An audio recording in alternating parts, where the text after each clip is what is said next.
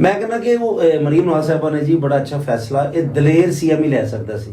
अगर बुज़दार साहब होंगे तो क्यामत तो 2 मिनट पहले लै सकते थे फैसला कि मेरे को एक पिन्ना तो मैं ही चढ़ावांगा। तो वो जी इस करके बड़ा अच्छा है फैसला। लेकिन ਵੈਲਕਮ ਬਸੰਤ ਜੇ ਇੱਥੇ ਢੇਰ ਨਾ ਲੱਗ ਜਾਵੇ ਤਾਂ ਮੈਨੂੰ ਕਹਿਣਾ ਨਹੀਂ ਗਿੱਪੀ ਭਾਜੀ ਵੀ ਇੱਥੇ ਪਾਰਟਿਕੂਲਰ ਨਾਂ ਦੱਸੋ ਕੌਣ ਦੇਖੋ ਜੀ, ਮੈਂ ਇਨਵਾਈਟ ਕਰੋ। ਗਿੱਪੀ ਭਾਜੀ ਨੂੰ ਹਾਂਜੀ ਮੈਂ ਤੇ ਚੜ੍ਹਦੇ ਪੰਜਾਬ ਦੇ ਸਾਰੇ ਨੂੰ ਇਨਵਾਈਟ ਕਰਨਾ ਚਾਹੁੰਦਾ।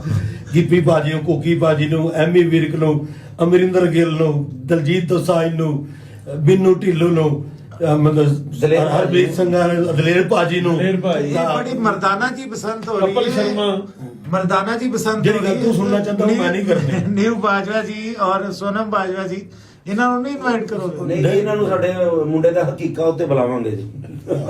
ਕੋਈ ਨਹੀਂ, ਉਹ ਜਿਹਨੂੰ ਵੀ ਇਨਵਾਈਟ ਕਰੋਗੇ ਨਾ ਕਰਨਾ ਨਾ ਉਹਨੇ ਆ ਜਾਣਾ। ਖਾਸ ਕਰ ਰਿਸ਼ੀ ਮੈਮ ਨੂੰ, ਆਪਣੀ ਬੇਬੇ ਨੂੰ, ਔਰ ਹਰਦੀਪ ਭਾਜੀ ਨੂੰ, ਸਾਰੇ ਹੀ। ਅੱਛਾ ਤੇ ਫਰਜ਼ ਕਰਨੇ ਆ ਕਿ ਇਹ ਲੋਕ ਆ ਵੀ ਗਏ ਤੁਹਾਡੀ ਛੱਤ ਤੇ ਇਹਨਾਂ ਨੂੰ ਕੀ ਖਵਾਓਗੇ?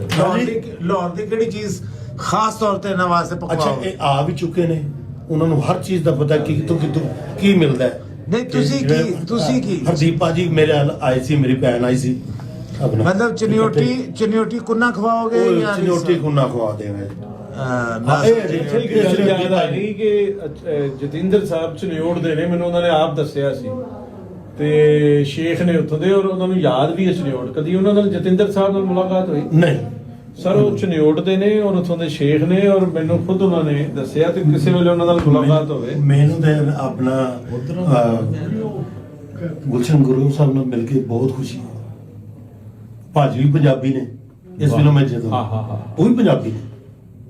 ਵਾਹ।